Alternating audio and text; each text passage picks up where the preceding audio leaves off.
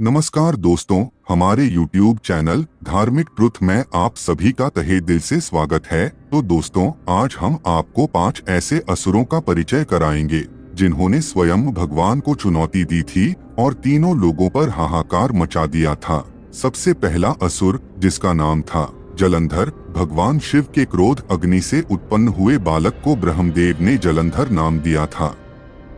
आगे चलते जलंधर राक्षसों का शासक बना। कहा जाता है कि जलंधर का विवाह वृंदा से हुआ, जिसे आज तुलसी के रूप में पूजा जाता है। जलंधर की पत्नी वृंदा के पतिव्रता धर्म के कारण जलंधर को हराना नामुमकिन था। भगवान शिव और जलंधर के युद्ध के दौरान भगवान शिव के सभी अस्त्र जलंधर के सामने विफल हो चुके थे। उसी समय भगवान विष्णु ने तीनों लोगों के हितार्थ जलंधर का रूप धारण किया और वह जलंधर की पत्नी वृंदा के समक्ष चले गए। भगवान विष्णु को जलंधर समझ के वृंदा ने भगवान विष्णु के साथ अपने पति जैसा व्यवहार किया, जिसके कारण वृंदा का पतिव्रता धर्म टूट गया और महादेव द्वारा जलंधर का वध हो गया।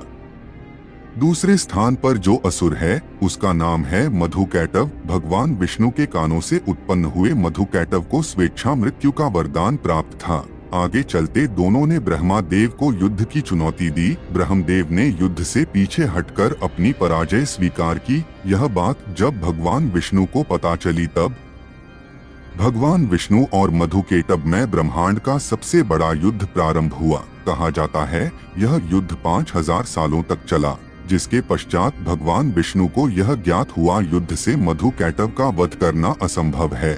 तभी भगवान विष्णु ने मधुकैटभ के युद्ध कौशल से प्रभावित होकर दोनों से वरदान मांगने के लिए कहा, परंतु शक्ति के अहंकार से मोहित मधुकैटभ ने भगवान विष्णु से कहा, हम याचक नहीं दाता है, तुम्हें जो वर चाहिए वह हम दोनों से मांगो। तभी भगवान विष्णु ने दोनों से उनके प्राण मांग लिए, जिसके चलते भगवान विष्णु ने मधुकैटभ के धड़ अपने सुदर्शन चक्र से काटकर दोनों का वध कर दिया। तीसरे स्थान पर जो असुर है, उसका नाम है महिषासुर। महिषासुर एक ऐसा असुर था जिसे ब्रह्मदेव द्वारा वरदान प्राप्त था, जिसमें ना कोई देवता, ना कोई गंधर्व और ना ही कोई जानवर उसका वध कर सकता था। ब्रह्मदेव द्वारा महिषासुर को तीनों लोकों पर विजय प्राप्ति का भी वरदान प्राप्त था, जिसके कारण उसे हराना नामुमकिन था।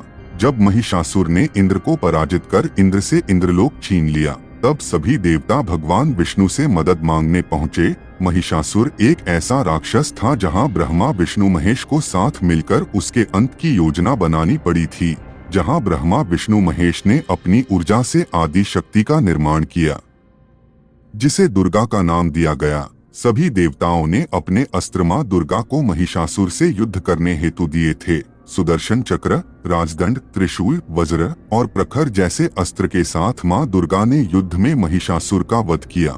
चौथे स्थान पर जो असुर है, उसका नाम है रक्तबीज। रक्तबीज एक ऐसा राक्षस था जिसका रक्त जमीन पर पड़ते ही उसी के जैसा और एक रक्तबीज का निर्माण होता था, जिसके कारण युद्ध में रक्तबीज के खून की बूंदें जैसे ही जमीन पर गिरती, उसी से और रक्तबीज निर्माण होते। यह वरदान ब्रह्मदेव द्वारा प्राप्त करके रक्तबीज ने तीनों लोकों पर हाहाकार मचा दिया था।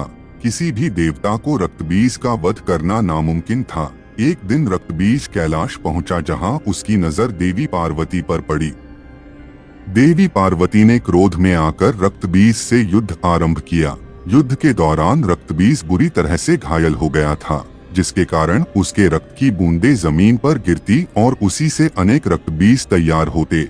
सभी रक्तबीज मिलकर देवी पार्वती पर प्रहार करते, जिसके कारण देवी पार्वती अधिक क्रोधित हो गई और देवी पार्वती के क्रोध ने महाकाली का रूप धारण कर लिया।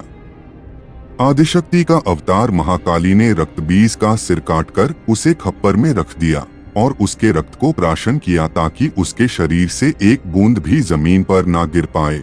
इसी तरह रक्तबीज का वध संभव हुआ था। पांचवें स्थान पर जो असुर है, उसका नाम है अंधक। अंधक भगवान शिव और पार्वती के ही पुत्र है। एक दिन भगवान शिव गहरी ध्यान मुद्रा में थे।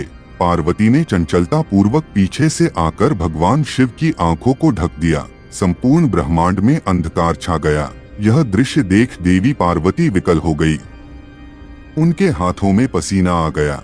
जैसे ही वह पसीना जमीन पर गिरा, उससे एक शिशु का जन्म हुआ। देवी पार्वती ने उसका नाम अंधक रख दिया। भगवान शिव ने उस पुत्र को दैत्यराज हिरण्याक्ष को दिया।